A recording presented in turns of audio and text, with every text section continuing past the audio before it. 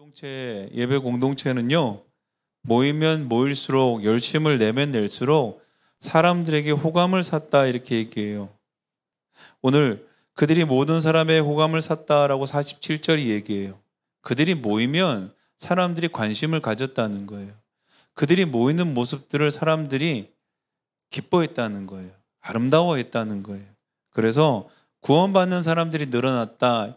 그 모임에 속하고 싶은 사람들이 점점점 늘어났다는 거예요. 교회 가는 모습이 너무 아름다운 거예요. 교회에 머물러 있는 그 모습들이 사람들이 부러운 거예요. 그래서 나도 거기 가고 싶다라고 사람들이 늘어났다는 거예요. 그런데 그의 반면에 요즘 교회죠. 요즘 그리스도인들, 특히 한국교회 그리스도인들은요, 열심히 모이면 모일수록 자꾸 비난을 받아요. 사람들이 모이는 것을 굉장히 걱정해요. 왜 그럴까라는 거예요.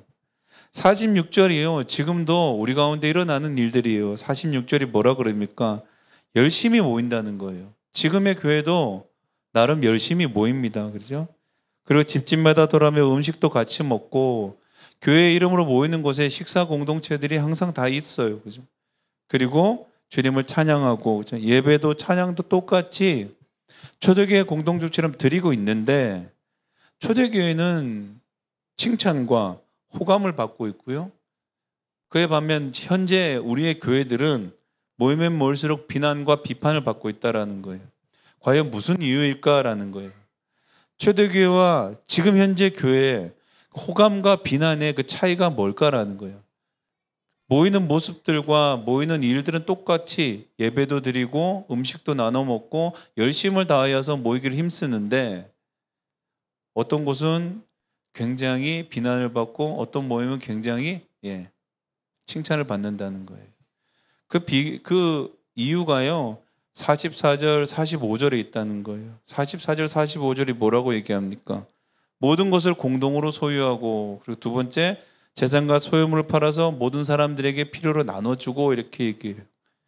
한마디로 말하면요. 모든 것들을 같이 쓰고 같이 소유하고 필요한 사람들이 필요한 대로 그냥 나누어 가지는 것 이렇게 얘기하는 거예요. 2000년 전에 그리스도인들은 처음 모였을 때 어떻게 했느냐? 모든 것들을 공동의 소유로 가졌다라고 얘기하는 거예요. 그러니까 많이 가진 사람이 많이 내고 적게 가진 사람이 적게 낸 게 아니고요. 있고 없고에 상관없이 가지고 있는 모든 것들을 같이 썼다 이렇게 얘기해요. 지금의 교회와 초대교회의 차이점을 봤을 때는요. 이거 말고는 차이가 없어요. 모이는 것도 같이 열심히 모였고요. 예배와 찬양도 똑같이 드렸고요. 함께 모여서 서로 친해지려고 열심히 노력하는 모습도 같이 있어요. 그런데 지금은 사라졌고 그때는 존재했던 게 무엇인가 보니까요. 이것이었어요. 공동으로 소유하고 필요한 대로 나누어 가지는 거예요. 그렇죠? 근데 이 모습, 초대교회의 이 모습이에요. 이 모습이 언제 사라졌을까라고 보는데요. 언제 사라졌냐라고 말하기 무색하게 그냥 여기에만 이렇게 잠깐 나와요. 사도행전 2장에 잠깐 나오고요. 조금 지나면 사도행전 4장에 잠깐 나와요. 4장에도 사람들이 열심히 모이고 물건을 함께 통용하고 이런 내용이 나와요. 신약 성경 내용 가운데요. 딱 두 구절, 딱 두 군데 빼고는요. 초대교회 안에서 물건을 서로 통용하고 공동을 소유했다, 필요대로 나누었다라는 표현이 어느 순간 사라져 버립니다. 사도행전 5장을 기점으로 이 일은 이제 사라져 버려요. 5장에 어떤 일이 있느냐? 우리가 잘 아는 대로 아나니아와 삽비라가 수치스러운 사건으로 죽는 일이 일어나요. 그 아나니아와 삽비라 사건 이후부터요. 초대교회는 공동으로 소유하고 필요를 따라 나누는 그 풍습이 없어져 버렸어요. 그 이후로요. 하나님의 교회들이 계속해서 예배를 새롭게 하고 교회의 본질을 찾아가자고 했을 때 모든 사람들이 다 동일하게 얘기하는 것은 초대교회의 모습으로 돌아가자는 거였어요. 초대교회의 모습으로 우리가 회복해야 된다는 것이에요. 그래서 초대교회의 예배의 모습, 초대교회의 모든 것들을 다 따라하지만 유일하게 한 가지 이 공동으로 소유하고 나누는 것에 대해서는요. 아무도 얘기하지 않아요. 지금 공동 소유하는 곳이 있습니까? 예배 공동체, 신앙 공동체 안에서 모든 물건을 같이 공동으로 소유하고 필요한 대로 나누어 쓰는 공동체가 지금은 존재하는가라는 거예요. 저 인적이 드문 외딴 수도원이나 아니면 우리가 좀 잘 아는 곳은 강원도 태백에 있는 예수원 정도? 그 정도만 그 정신이 그 명맥이 유지될 뿐 사실 현실 교회에서는 이것이 이루어질 수가 없고 이루어지지도 않습니다. 그러니까 왜 초대교회에 잠시 이 일이 일어났다가 지금 모든 교회뿐만 아니라 그리스도를 따르는 사람들, 특히 성경에 이렇게 기록되어 있는 이것들이 철저하게 외면받는 이유가 뭘까라는 거예요. 그러면 초대교회 성도들은 어떻게 해서 이렇게 성령이 임하셨을 때 물건들을 내 물건을 같이 공용으로 소유하고 모든 사람의 필요에 따라 모든 것들을 나누어 가지는 것에 그 마음이 인심이 후했을까라는 거예요. 무엇이 그 사람들을 그렇게 만들었을까라는 거예요. 내 걸 가지고 빌려줄 수 있어도 내 거를 가지고 누군가가 주기는 참 어려워요. 그죠? 우리 모두가 다 그래요. 그죠? 자기의 것을 공동으로 소유한다는 것은 참 어려운 일이에요. 근데 이 당시 왜 가능했을까? 대부분 신학자들이 한번 이야기를 하는데요. 똑같은 얘기를 써요. 그들이 신앙관에서 그 이유를 찾고 있습니다. 그들은요, 임박한 종말 신앙을 살았다 그래요. 그도 그럴 것이 초기 그리스도인들은 진짜 예수님이 금방 올 줄 알았어요. 주님의 승천을 직접 목격한 사도들도 있고요. 예수님이 남긴 말씀이 사실은 커요. 마태복음 16장 28절 우리 말씀을 보면 이렇게 얘기해요. 내가 진정으로 너희에게 말한다. 여기에 서 있는 사람들 가운데는 죽음을 맛보지 않고 살아서 예수님이 인자가 자기 왕권을 차지하고 오는 것을 볼 사람도 있다. 이 말씀을 기억한 거예요. 그러니 길어봐야 5, 60년 사이에 분명히 오시겠구나 싶었어요. 그래서 그들이 사는 세상 동안 종말이 올 줄 알았어요. 그리고 곧 종말이 오는 것을 믿는 사람들이죠. 실제적으로 믿는 사람에게 물질은 어떻습니까? 물건은 단순히 필요한 것 이외에는 그들에게는 좀 거추장스러운 거였을 수도 있겠어요. 그러니까 물질에서 좀 자유할 수 있는 거죠. 이 세상에서는 필요한 거지 우리가 죽고 난 다음에 물질은 사실은 아무 필요가 없는 것이기 때문에 임박한 종말을 실제로 믿었던 그 초대교회 성도들은 어쩌면 이렇게 공동체 생활, 공동소유 생활, 필요에 따라 나누는 것들에 대해서 마음이 열려 있을 수 있겠다 싶어요. 우리도 마찬가지죠. 우리가 한 달 후에 가정을 해봅시다. 미국으로나 어디 다른 나라로 이민을 간다고 생각해 보세요. 그러면 이곳에서 애써서 또 집을 사고 차를 사고 그러진 않을 거예요. 그죠? 이것이 필요 없을 뿐만 아니라 그런 것들을 다 가지고 간다면 굉장히 불편할 거예요.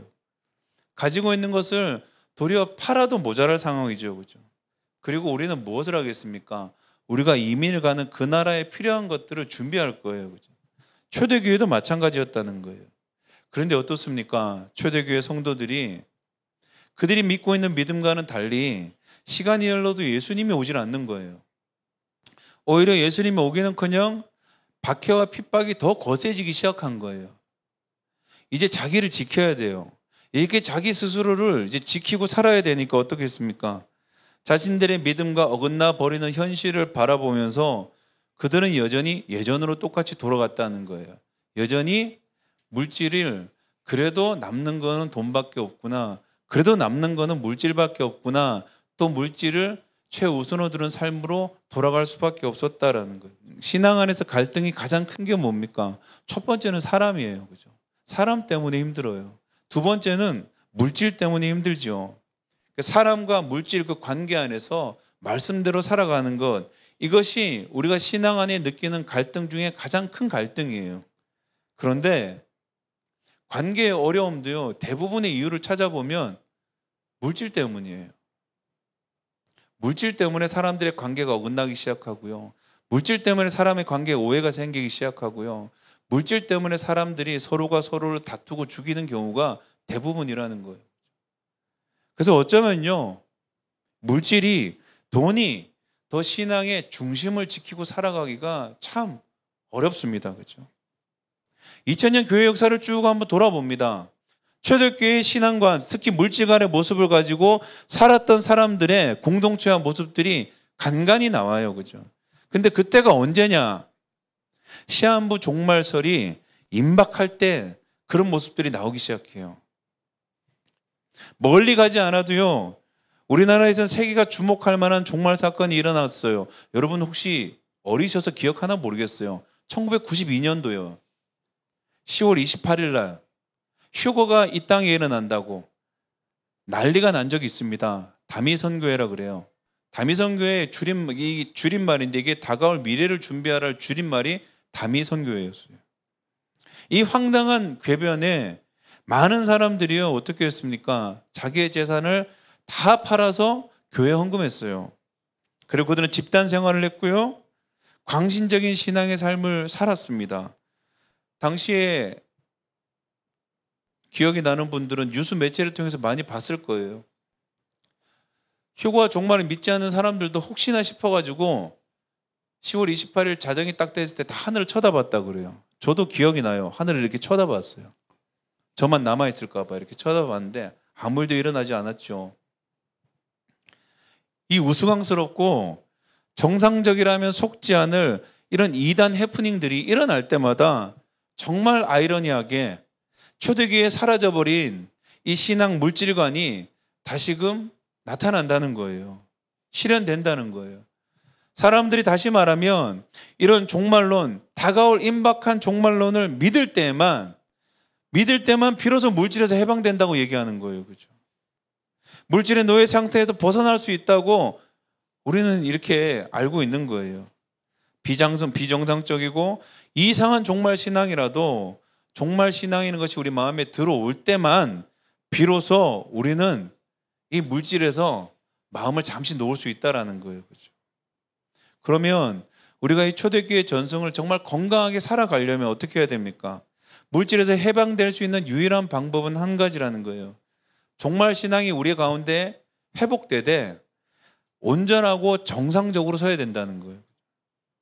이 종말 신앙이 왜곡되거나 오염돼 버리면 우리가 물질로부터 자유한 것 같지만 오히려 어떻게 됩니까? 주님 안에서 그것을 누리지 못한 채 삶이 더 피폐해지고 망가지는 경험을 한다는 거예요. 그죠? 종말론은 딱 두 가지로 나눠질 수가 있습니다. 첫 번째는요, 우주적인 종말론이라 그래요. 모든 이단들이 주장하는 시한부 종말론이 다 이 바로 우주적인 종말을 얘기하는 거예요. 이 종말을 믿는 사람들은요, 세상의 멸망이 이제 눈앞에 닥쳤다, 이것을 믿기 때문에 물질을 초월한 것 같아요. 그래서 자기가 쓰는 모든 것들을 다 어떻게 합니까? 공동의 소유로 삼을 수도 있어요. 그죠? 그런데 문제는 이 종말이 틀려버렸을 때 이 사람들은 다시 이전처럼 물질에 묶여버리거나 이전보다 더 안 좋게 변해버린다는 거예요. 결코 건강한 신앙은 아니지요. 그죠? 근데 두 번째, 종말론의 두 번째가 개인적인 종말이라 그래요. 세상이 끝나지 않아도 우리의 인생은 끝날 때가 있어요. 그죠? 그리고 우리는 그 끝에서 누구를 만납니까? 하나님 앞에 서서 하나님을 뵙는 것, 그것을 믿음으로 고백하죠. 이것을 믿는 것, 우리가 장차 마지막에 서서 대면할 분이 누구인가, 이것을 깨닫는 것이 개인적인 종말을 믿는 사람들이라고 얘기해요. 이 개인적인 종말, 개인적으로 주님 앞에 설 것을 믿는 사람들은요, 그 믿음으로 살아가는 사람들은요, 특징들이 있어요. 그 첫 번째가요, 이거예요. 물질이 하나님이 내게 맡긴 것이라는 것을 알고 있는 사람들이에요. 내게 있는 것이 내 것이 아니라는 것을 알고 있는 사람들이에요. 두 번째는요, 내게 있는 물질이요, 꼭 나만을 위해서 사용할 것이 아닌 것을 아는 사람이에요. 내게 있는 물질이 꼭 나를 위한 것이 아닌 것을 아는 사람들이에요. 세 번째는요, 처음 말했던 것처럼 반드시 하나님 앞에 설 것을 믿는 사람들이에요. 이런 특징들이 있어요. 누가복음 12장 16절에서 21절에 예수님이 이렇게 말씀하시죠. 그리고 그들에게 비유로 하나 말씀하셨다, 이렇게 얘기해요. 어떤 부자가 밭에서 많은 소출을 거두었다는 거예요. 그래서 그는 속으로 내 소출을 쌓아둘 곳이 없으니 어떻게 할까 하고 궁리하였다 그래요. 그는 혼자 말하였다. 이렇게 해야겠다. 내 곡간을 헐고서 더 크게 짓고 내 곡식과 물건들을 다 거기에다 쌓아두겠다. 그리고 내 영혼에게 말하겠다. 영혼아, 여러 해 동안 쓸 많은 물건을 쌓아두었으니 너는 마음 놓고 먹고 마시고 즐겨라. 그러나 하나님께서 그에게 말씀하셨다. 어리석은 사람아, 오늘 밤에 내 영혼을 내게서 도로 찾을 것이다. 그러면 내가 장만한 것들이 누구의 것이 되겠느냐. 그래. 자기를 위하여서는 재물을 쌓아두면서 어떻게 해요? 하나님께 대하여는 부여하지 못한 사람은 이와 같다. 이렇게 얘기해요. 여러분, 부자가 잘못했습니까? 창고가 가득 차고도 넘칠 정도로 수입이 있다면, 소출이 있다면 창고를 더 크게 짓는 것이 당연한 거잖아요. 지혜롭고 현명하다고 칭찬받을 일이지 이게 비난받고 잘못했다고 우리 가운데 일어날 일은 사실은 아니지 않습니까? 근데 부자가 놓친 게 있다라는 거예요. 첫 번째는요, 소출이 하나님이 맡긴 것이라는 생각을 하지 못했다는 거예요. 내 것이라고 생각했다는 거예요. 두 번째는 이 소출을, 이 수입을 자기 맘대로 해도 된다고 생각을 한 거예요. 이게 다 내 거라고 생각하니까 내 맘대로 해도 된다고 생각하는 거예요. 그것이 나만을 위해 쓸 것이 아님을 그는 몰랐어요. 다른 사람의 몫이 내게 있다는 것을 그는 알지 못했어요. 세 번째는 어떻습니까? 오늘 밤 그가 그의 영혼을 주님이 데려갈 것을 그가 몰랐어요. 언제 어느 때든 우리는 주님을 볼 수 있다는 그 사실을 잊어버리고 살았던 거예요. 우리 삶을 한번 돌아볼게요, 여러분. 부자와 같이 수입이 많아졌다면 여러분 어떻게 할 건가라는 거예요. 여러분 갑자기 돈을 많이 벌어요. 기존보다 돈을 더 수입이 더 많아졌어요. 내가 생각하는 것보다 수입이 더 많아지고 내게 물질이 계속해서 차고 넘치도록 들어와요. 여러분 어떻게 하시겠어요? 창고를 더 지으시겠죠. 창고를 더 늘릴 거예요. 많이 들어오니까요. 더 투자할 것이고요. 더 사모을 것이고요. 집을 한 채라도 더 사실 거예요. 그죠? 그렇게 재산을 늘려가는 것, 비난받을 일이 아니죠. 우리가 처음 얘기했던 것처럼 이 세상은 각자의 재산, 각자의 것을 다 존중하고 인정하는 세상이라 그 사람들이 많이 가지고 있는 것이 비난받을 일이 아니니까요. 우리는 그렇게 살아갈 거예요. 부자와 다를 바 없이 창고를 더 짓고 더 큰 부자가 될 거, 더 그렇게 살 겁니다. 그죠? 다들 그러니까요. 그죠? 다들 그렇게 사니까 우리만 뒤처지면 손해보니까 그렇게 안 하고 사는 사람들이 없으니까 그렇게 살다 보니까요. 천국을 소망한다고 말은 하는데 마치 그 사람의 삶을 보면 이 땅에서 영원히 살 것처럼 그렇게 살아요. 그죠? 우리가 놓친 거죠. 그리스도인들이 놓치고 살아가는 거예요. 내게 있다고 다 내 것이 아닌데 하나님께서 맡기셨다면 맡기신 분의 뜻이 있을 텐데 내게 있다고 다 내가 마음껏 할 수 있는 건 아닌데 오늘 밤에 내 영혼이 주님 앞에 선다면 이 모든 것들이 다 아무런 소용이 없는데 우리는 그런 것들을 잠깐씩 잊고 살아갑니다. 왜요? 우리 안에 우리가 주님 앞에 설 것이라는 것을 한 번씩 놓치고 살아가기 때문이에요. 그저 그것이 우리 입술 가운데 울려 퍼지는 공허한 메아리로 될 수밖에 없기 때문이에요. 회복해야 할 초대교회의 은혜는요, 우리 스스로가 정말 건강하고 건전한 종말의 신앙을 가지고 살아가는 것을 오늘 얘기하고 있어요. 여러분 정말 그렇게 살면 안 될 것 같고요. 그렇게 살면 뒤처질 것 같고요. 손해보고 성경대로 살면 사는 게 불가능하다고 사실은 생각을 해요. 그렇죠? 그런데 여러분 살아보질 않아서 그래요.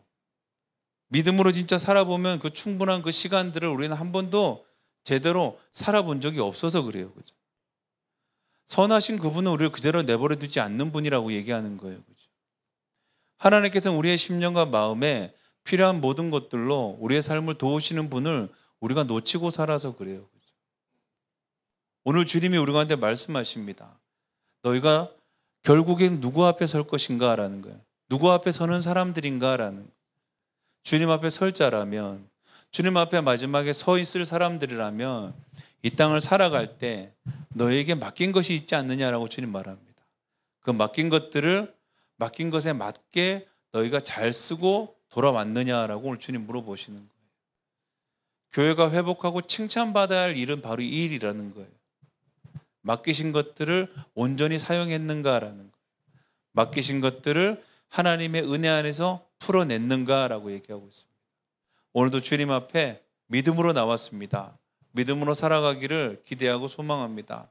믿음으로 살아갈 수 있는, 결단할 수 있는 그 은혜의 시간들이 우리의 매일매일의 삶 가운데 넘쳐나기를 간절히 축원합니다.